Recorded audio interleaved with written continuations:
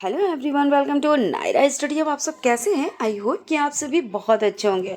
तो फ्रेंड्स, चलिए फटाफट से जो 2025 का, और अगर बात की जाए सब्जेक्ट की तो कंप्यूटर, तो इसके पेपर को मिलान कर लेते हैं। थोड़ा सा लेट में आप तक ये पहुंच रहा है इसका सोल्यूशन, कुछ पर्सनल इश्यूज़ की वजह से। तो चलिए कोई नहीं, कभी कभी ऐसा होता है। तो फटाफट से मिलान कर लें। और पेपर तो बहुत ही अच्छा आया हुआ था, और सभी चीज़ें जिनको हमने कहा कि ये चीज़ें सदाबहार है, और वो चीज़ें आई, क्योंकि कुछ चीज़ें ऐसी होती है ना, बार बार आती हैं। तो फटाफट से चलिए मिलान कीजिए। आईसीटी का पूरा नाम क्या हो जाता है? तो इंफॉर्मेशन टेक्नोलॉजी यहाँ पर सेकंड ऑप्शन में है, और जिन लोगों ने सेकंड ऑप्शन को चूज़ किया वो बिल्कुल सही है। नेट स्केप नेविगेटर है, क्या हो जाता है? तो वेब ब्राउज़र के साथ जो लोग हैं वो बिल्कुल सही हैं। स्लाइड तैयार करने के लिए इनमें से किस सॉफ्टवेयर का प्रयोग होता है?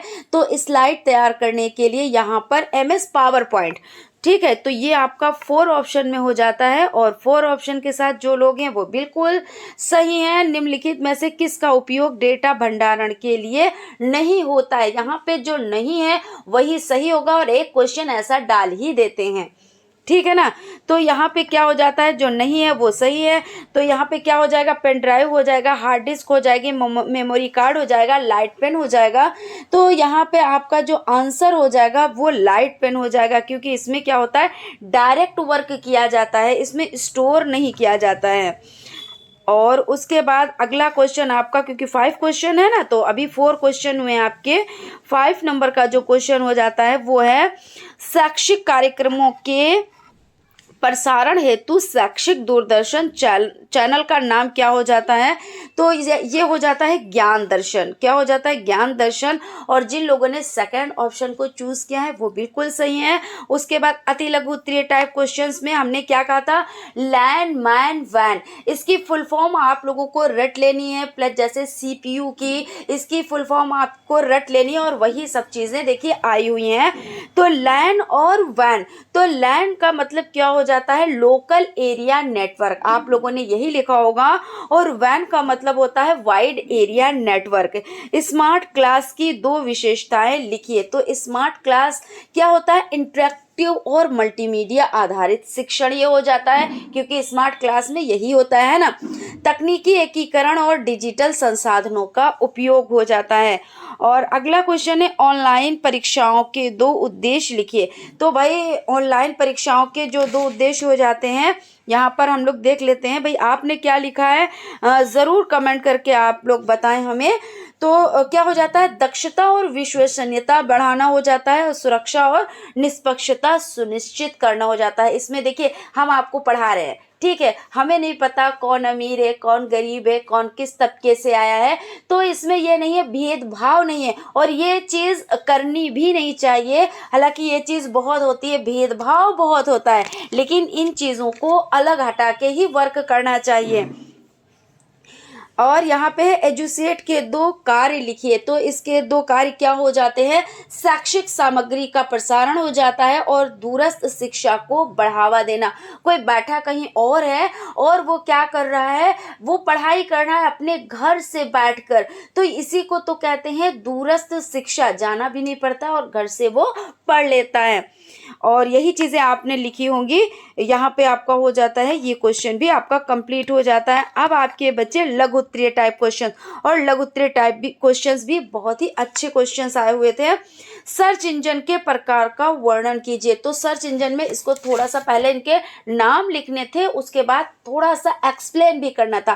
भाई 2 नंबर का होता है ना लघु उत्तरीय टाइप क्वेश्चन, तो इसके लिए तो आपको थोड़ा सा डिटेल में वर्क करना ही पड़ेगा।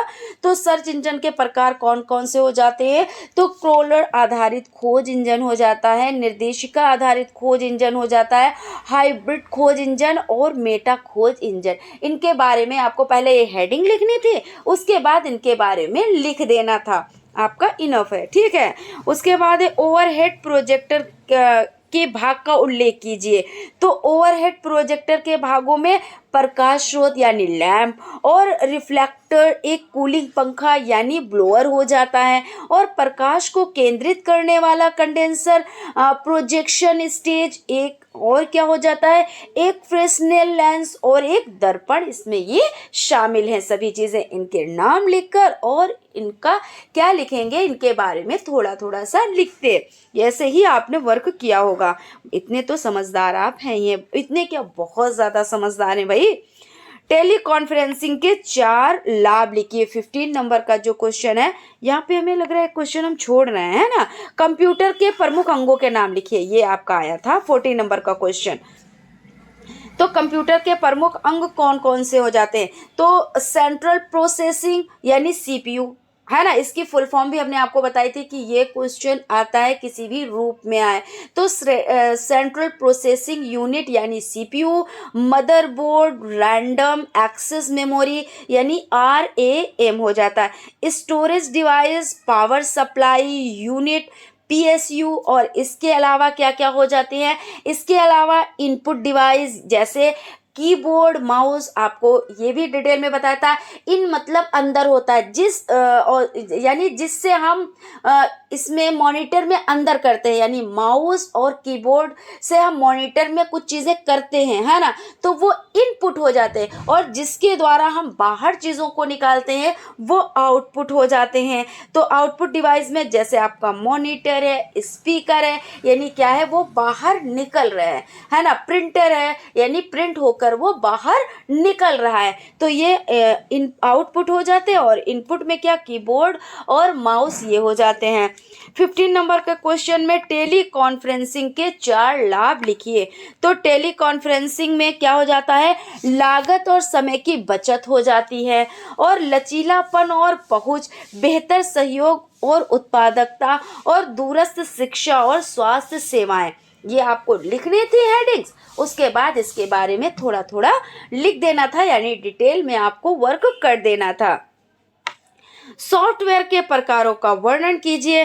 तो इसमें क्या क्या हो जाते हैं, सिस्टम सॉफ्टवेयर हो जाते हैं और एप्लीकेशन सॉफ्टवेयर हो जाते हैं। और वही चीज़ इसको थोड़ा सा डिटेल में लिखना था।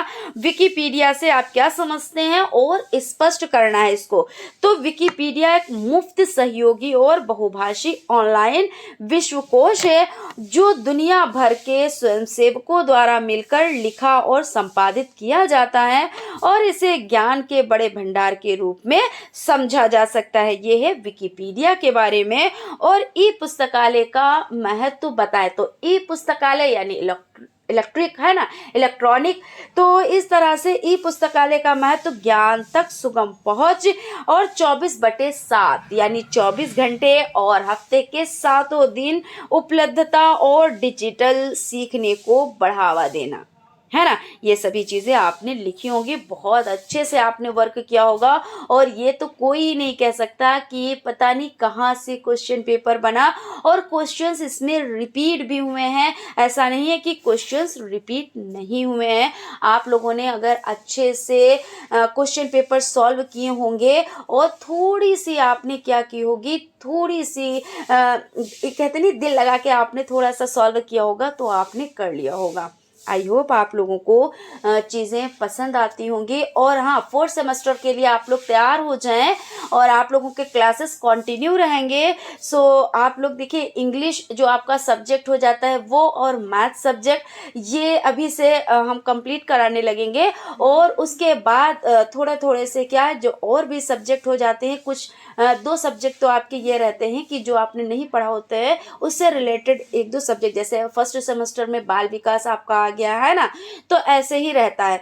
तो भाई इसके लिए आप लोग तैयारी कर लें, नोटबुक बना लें, और भाई रजिस्टर ज़रूरी होता है जिससे आप नोट करते हैं, और अपने हाथों से लिखे हुए नोट्स की तो बात ही अलग होती है, और वो आपको बहुत ज़्यादा हेल्प करते हैं। तो फिर मिलते हैं हम लोग क्लास में। और देखिए, जो आपका सीटेड है इसकी भी तैयारी स्टार्ट होगी। तो जिन लोगों ने सीटेड का फॉर्म डाल रखा है, तो वो लोग भाई तैयारी में लग जाएं, और चैनल को सब्सक्राइब कर लें, बेल आइकन को प्रेस कर लें, जिससे आप लोगों के पास क्लासेस पहुंच सके।